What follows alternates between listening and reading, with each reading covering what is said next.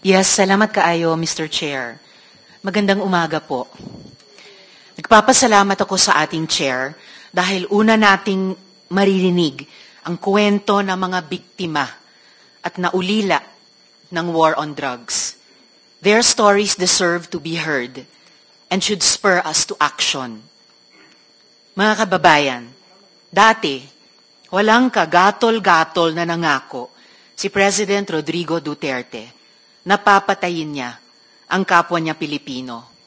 Mga ama, ina, anak, magkakapamilya at magkakapitbahay, mga journalist, mga kritiko, alang-alang sa baluktot na pagkakaintindi niya sa kaayusan at kapayapaan. Yan ang isa sa mga pangako niyang sana hindi na lang niya tinupad. Maraming nagsasabi, nagbibiro lang daw si tatay.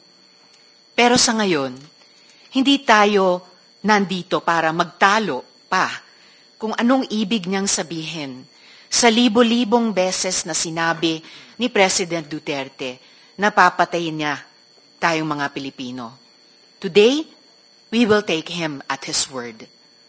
Ngayong umaga, iimbestigahan natin ang madugong war on drugs at ang mga batas at polisiya na nagpahintulot dito.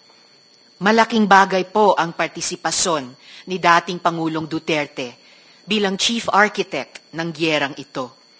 Kulang ang anumang investigasyon kung hindi siya tatanungin.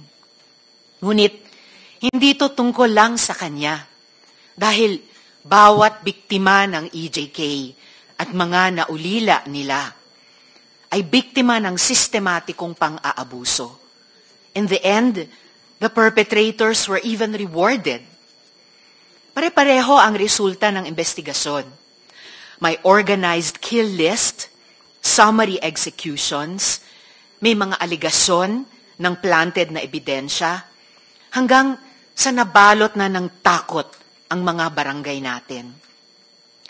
Mga nanlaban daw kasi yan, sabi ng ating mga pulis.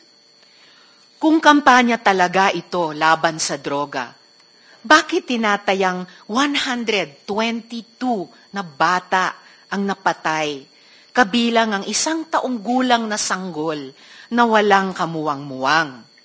Nanlaban? Yung 32 na namatay sa Bulacan sa loob ng iisang gabi noong 2017, lahat ba yon nanlaban? Talaga?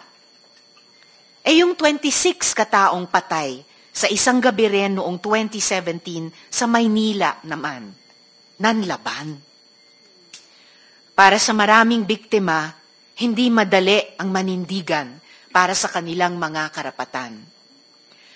Kaya sa kasagsagan ng war on drugs noong 2017, hinawakan ng aking opisina ang kaso ni Kian de los Santos at kinupkup namin ang mga testigo sa kanyang pagpatay, kasama ang mga menor de edad. Nawa, sa pamamagitan ng hearing na ito, masimula ng pagkamit ng hustisya at paghihilom para sa kanila at sa iba pang biktima.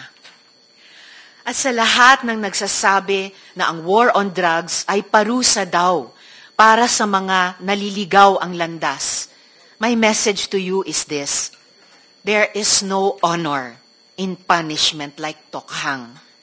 It should not be an honor to be called the Punisher when thousands of innocent people, including babies, have died in your name. Hindi kailanman ipagmamalaki ng mga Pilipino ang war on drugs na yan. Magang salamat, Mr. Chair. Thank you, Senator